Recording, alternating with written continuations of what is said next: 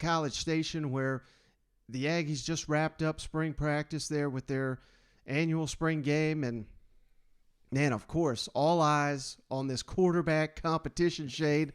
And I got to be honest, after watching this. Who is it? Watching this Who's thing their guy, twice, man? I think we're further away from an answer than we were before, man. Let me tell you, we come out here, Max Johnson, first quarterback on the field. He goes 3 and out. You're thinking, oh, man, Here we go. old Max, he ain't going to do it, right? Haynes King comes out, first drive, looks incredible, leads the team all the way down, has a 21-yard rushing touchdown, looks Johnny Manziel 2.0. Here's our guy. there. He's our guy. He's our guy. And then Max Johnson responds with a 49-yard rush touchdown drive. He looks incredible. And then Haynes King turns around and goes 3 and out. So it's like, what are we doing here? Now, we're going to play some comments here from Jimbo in just a second. He keeps hitting on, it was a very windy day.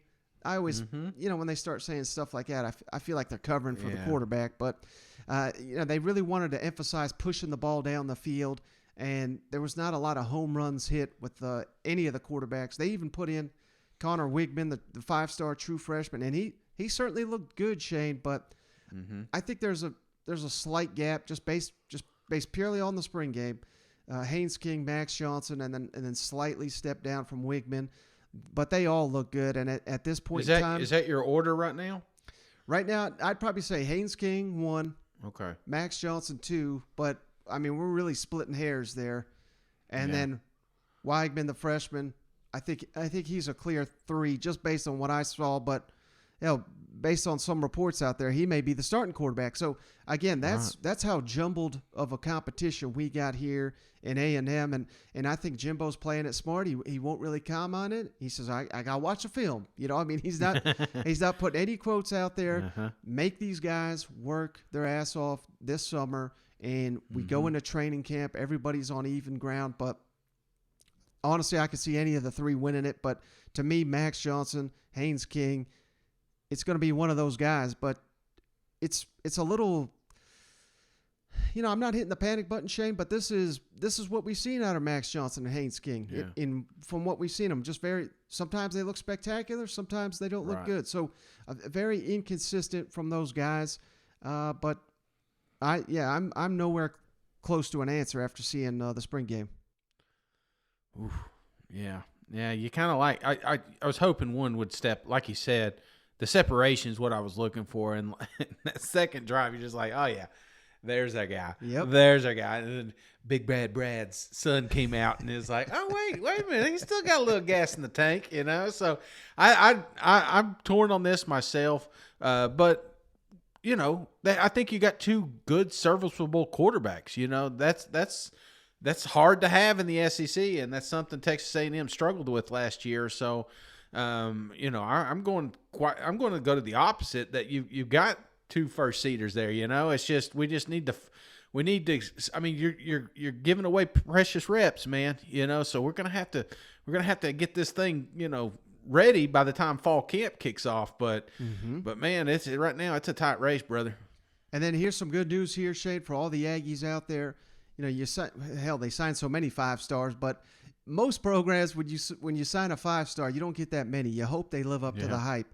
They landed what some people are saying, the number 1 receiver in the country. I know Missouri fans will take issue with that, but regardless, Evan Stewart, the 5-star freshman, Shane, he come out here, he looked the part, 7 catches.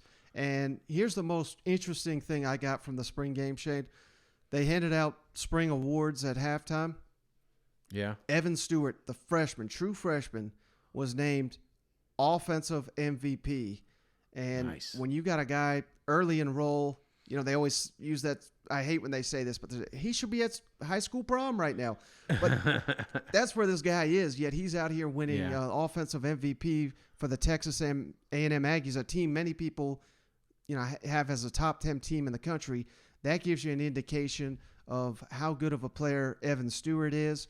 Euclid Brown, the sophomore receiver, he was named. There was 3, but one of the 3 named most improved offensive player. And then Blake Smith, tight end, he caught a touchdown in this game. I'm hearing good things about him. And I say all that, Shane, to say this: whoever wins this starting job is going to be surrounded by weapons. There are no shortage of weapons for the Texas A&M Aggies. So, they have got to get this quarterback situation figured out, and they got to get the right answer.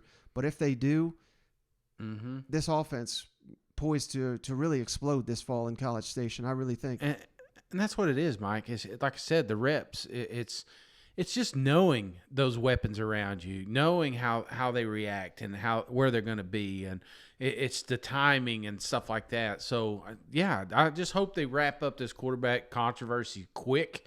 And it's going to hurt somebody's feelings. Going to hurt a couple of parents' feelings, but get all in on somebody because, like you said, with all these weapons around, there's no reason that Texas A&M cannot make a run next year. Mm-hmm. Jimbo, just your overall evaluation of all three quarterbacks. I can't tell till I watched the film and what happened. Had a lot of drop balls and had some tough balls. You standing behind it, just throwing good balls, and all of a sudden the wind just takes them and runs them. So, but you got those days like that. If you're gonna throw it at 30 miles an hour and you're trying to throw it down the field, you got to figure out a way to do it. So too many turnovers in that group right there. Got to play better. Had been playing much better during camp, but we'll look and see why. I can't always tell why. When there was pressure or I might have been looking downfield, had pressure, or underneath routes, and they had quite a few drops today. I mean, we had quite a few. We had to play better wide out too. I wasn't very pleased in that regard. Drop ball, whether it's windy or not, you got to be able to catch a football and get where we get. But we'll look at that and see. I won't be able to judge till I watch the film. But nothing spectacular. But had moments early when the wind wasn't as bad. We made a couple of really nice throws those first 2 or 3 drives and picked up some real nice third downs, and it just kept getting gustier and gustier. I'll check my phone. I had a little thing on it. It was 32, 33, 34 miles an hour, and it was just because once I started the ball, it just started shooting, and it wasn't good. But say, you got to play in those conditions. You got to figure out a way to do it. Jimbo, you've talked a lot about Evan Stewart already this spring, but to have a midterm freshman come in and be the offensive MVP, you just talk about what you've seen from him so far? Well, I mean, the effort in the offseason program, not just on the field, offseason program. Every day in the offseason program, he was out front leading everybody, running, doing things. Very productive in all the practices and scrimmages, and still has a long way to go. He's got a long way to work on what he's going, but has the potential. But his consistency day in, day out was the thing was very pleasing. Very pleasing. Read too much into a spring game, but y'all threw the ball deep about, I think I counted about 10 times. We were trying to, and then it wasn't today to do it. Like if you were calling plays today, you couldn't do that because you'd have to pick because of the wind. But we wanted to get those opportunities. We had it planned that way. We wanted to try to create big plays down the field, and we also didn't want to create a lot of piles. When you keep running the ball in spring games, you get this far, there's no sense to create a bunch of piles and get a bunch. When you create piles, that's where everybody gets hurt. So we were trying to, which we've done all spring. We've thrown the ball down the field very well on days that we didn't have the wind, and that ball kept. But still, I wanted to keep doing it. I don't care if you had the wind. Let's see what happens and see who can make plays or make catches or explosive plays is a huge reason you win, and it's a huge reason if you give them up on defense that you lose. And that and turnovers. Those are two of the most important stats that are out there today, and we've gotten better at it this spring, and we're going to continue to get better at it. And we had an emphasis all spring. We're going to throw the ball down the field. So we can take that as an indication. Yeah, you got to. You got to be able to create play. Everywhere I've ever been before. I mean, last year we didn't do it as much. Injuries, and a receiver lost 2 or 3 of the receivers and things, but we're going to take shots down the field. You've got to be able to do it, and you've got to be able to create it, so you got to practice them and go. And we're going to continue to do them. Got to. Jimbo, obviously just a spring game, but we saw Max make several plays with his feet. Obviously, Yeah, as I said, that's what I've been telling you. I mean, he runs better than you give him credit. Everybody thinks of him as a pocket passer, but he has really good mobility and good feel in the pocket, and he can run. I mean, he can do that. And like I said, he's continued. He's had a good, solid spring, and last scrimmage really threw the ball well. And, it was a very, like I said, it wasn't a surprise to me because I've seen it every day in practice. But to some folks, they didn't think he could move as well. And he's a very good athlete.